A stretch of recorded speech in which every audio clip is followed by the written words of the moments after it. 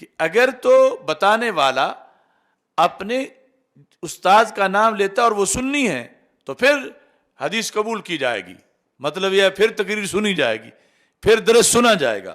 وَيُنظَرُ إِلَىٰ أَهْلِ الْبِدْعِ، یہ اہل البدع ہر بد عقیدہ کو کہا جاتا ہے، یعنی کسی ایک بد عقیدہ کا یہ نام نہیں، جتنے بھی بد اعتقادی اس وقت آ چکی تھی اور جتنی اس کے بعد آئی وہ سب اہل بدع ہیں۔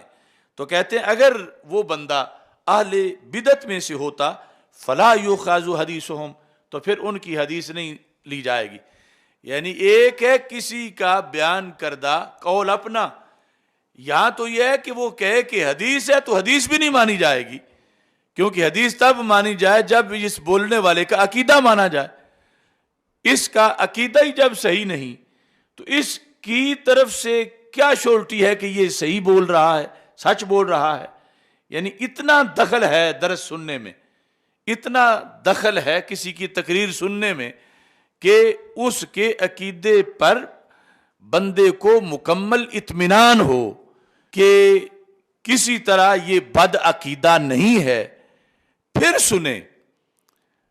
اگر اطمینان نہیں تو اس سے نہ سننا کروڑ درجہ اچھا ہے سننے سے، کیونکہ سننے سے جس طرح وہاں پر ایک ہے زہریلی خوراک کھانا، دوسرا ہے بھوکے رہنا، تو زہریلی کھانے سے بھوکے رہنا اچھا ہے کہ مرے گا تو نہیں، زندہ تو رہے گا، اور جب ملے گی کھا لے گا، لیکن زہریلی سے تو بڑا نقصان ہو جائے گا۔ تو اس بنیاد پر یعنی پیر چننا، استاذ چننا، خطیب، اور یہ کہ نیٹ سے کس کو سنیں، ٹی وی سے کس کو سنیں، یہ کس کا لیکچر سنیں، کس کی بات سنیں، تو یہ وہ زمانہ جب ابھی ملاوٹ مثال کے طور پر 2% ہوئی تھی،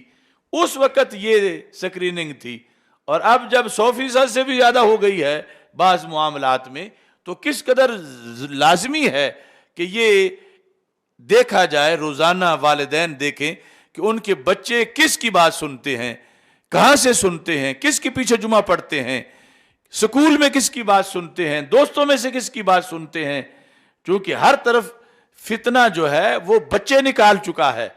اور فتنوں کی نانیاں دادیاں آگے بہت ترقی کر چکی ہیں۔ تو اس بنیاد پر یعنی ہمارے آج کی اس گزارش کا یہ مطلب ہے کہ ایک بڑا مسئلہ ہے کہ اولادوں کو چھوڑ دینا اور پیچھے دھیان ہی نہ کرنا کہ وہ کہاں فکری کس چراگاہ میں ہیں، کس گھاٹ سے پی رہے ہیں۔ تو والدین کو یہ چاہیے قبل اس کے کہ وہ لٹ جائیں، یعنی بیٹا ان کا ہو اور وہ مرتد ہو چکا ہو، بد عقیدہ ہو چکا ہو، اور پھر یہ اسے نفرت کریں،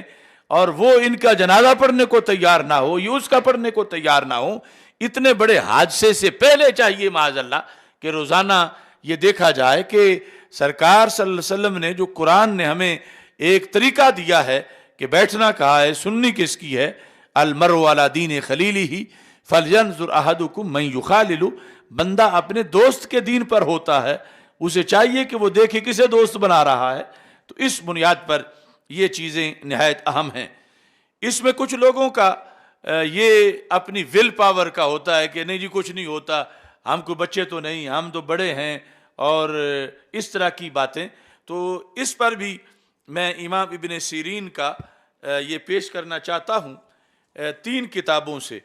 سنن دارمی سے، اور اس کے علاوہ جو ہے یہ شرح اعتقاد اہل سنہ والجماع امام لالکائی کی، اس کے اندر بھی یہ موجود ہے، اور تیسرے نمبر پر کتاب الشریعہ امام آجری کی، اس کے اندر بھی موجود ہے۔ یعنی ان تینوں کے حوالے سے، اور اس کے علاوہ بھی اس کے حوالہ جات ہیں اس بات کے جو میں آپ کے سامنے اب پیش کرنا چاہتا ہوں۔ اس پر بھی وہ جو جہلم کا پاگل ہے اسے اعتراض تھا، چونکہ ایسے لوگوں کی دہاڑی ماری جاتی ہے جب یہ چیزیں سامنے آ جائیں، کیونکہ ان کا سارا فتنہ بچے نکال ہی اس لیے رہا ہے کہ ان چیزوں کو پیش نہیں کیا جا رہا۔ تو سنن دارمی،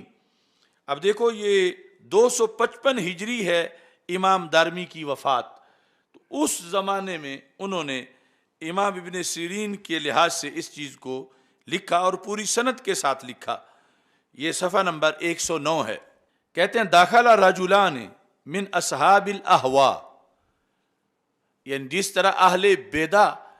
بد عقائد کو کہا جاتا ہے، ایسے ہی اہل اہوا بھی بد عقیدہ جتنی بھی کمپنی ہیں ان سب کو کہا جاتا ہے، سب کو مشترکہ نام ہے۔ دو بندے آ گئے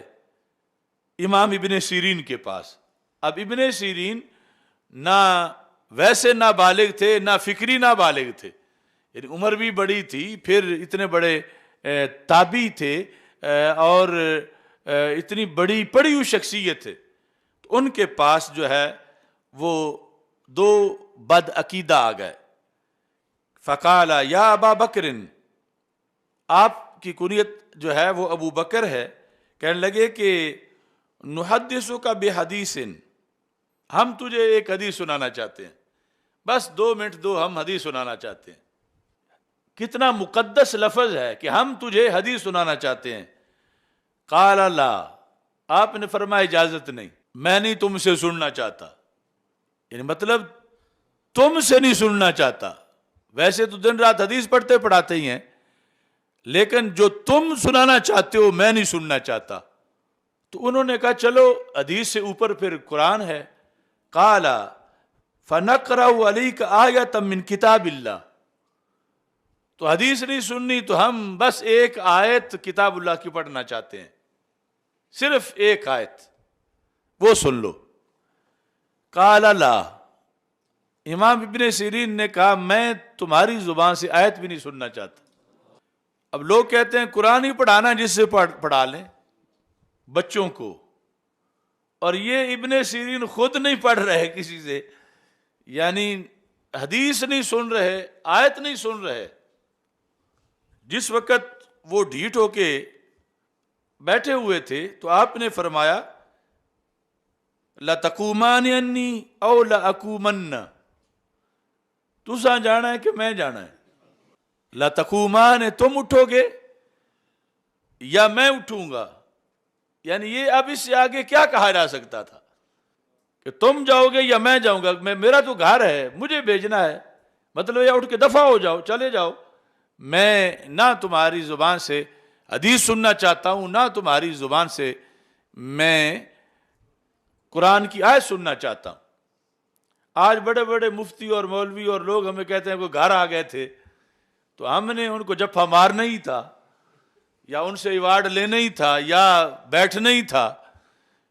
تو آخر یہ لوگ بھی تو صاحب اخلاق تھے۔ امام ابن سیرین بھی خلق عظیم پڑھے ہوئے تھے اور بہت بڑے صوفی تھے، تو آپ نے فرمایا کہ تم نے جانا ہے یا میں نے جانا ہے؟ قال فخرجا،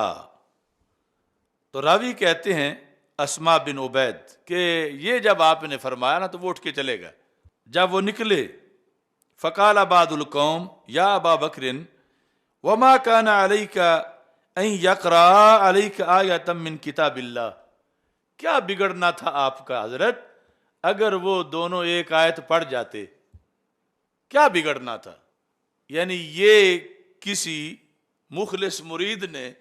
ان سے یہ کہا، یعنی اندر یہی کہتا ہوگا کہ یہ کرم والے ڈاڈے زیادہ نے، یہ بھی کوئی گل آئی کہ وہ آیت پڑھنا چاہتے نے تو یہ آیت بھی نہیں پڑھنی تھی۔ فقال بعض القوم یا ابا بکر وما كان عليك ان يقرأ عليك آية من کتاب اللہ تعالی، کیا ہو جاتا اگر وہ پڑھ بھی لیتے تو کیا ہو جاتا؟ قال، آپ نے فرمایا انی خشیت ان یقرأ علی آیۃ فیحرفانها فیقر ذلک فی قلبی، فرمایا کہ مجھے ڈر تھا، تشویش تھی، یعنی ابن سیرین کو امام الاثر ہو کے بھی تشویش تھی، شیخ الاسلام وقت کا ہوندے ہوئے بھی تشویش تھی کہ وہ آیت پڑھیں گے فَيُحَرِّفَانِهَا، تو آیت پڑھتے ساتھ فوراً وہ اپنے مطلب کو بیان کرنے میں تحریف بھی کریں گے، تو کیا ہوگا؟ فَيَقِرُّ ذَلِكَ فِي قَلْبِي، مجھے خطرہ ہے کہ ان کا وہ بتایا ہوا مطلب میرے دل میں پکا نہ ہو جائے۔ ابن سیرین جیسا بندہ